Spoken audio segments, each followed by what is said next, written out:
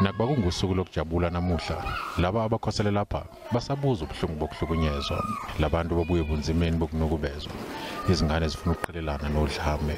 It's very disappointing, like to think that you stayed in one place, you know that place is your home, and you have to come to a new environment where you are forced to adjust.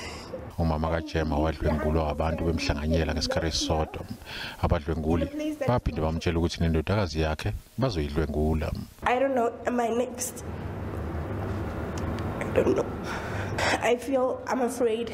Like, it's hard to just go to a shop to just greet anyone. Like, these days, even if someone asks you for directions, you can't stop and say, listen, you go this way, because you don't know, are you going to be trafficked? Nakuba isanda kuqeda iminyaka eyishumi yobudala, kepha ikusasa layo lifiphele.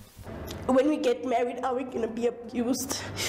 Our father-in-law is going to abuse our children. Our daughters and nieces going to be next. Life is very fearful for females. Sekunyaka wesibili lona bekhosele lapha, kepha uEvelyn yena ngokisimusi wakhe wokuqala lona. Yena wanukubezwa yilungu lomndeni eneminyaka 7 nje ubudala. Labantu abazikhethelanga ukuba lapha kanye nabazali babo.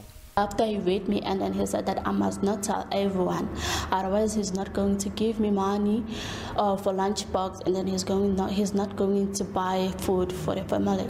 Christmas is a family thing. As a mother, you want to make sure that you showcase your best dish to your family. You want to make sure that you spend time, you dress up your kids as beautiful as you can.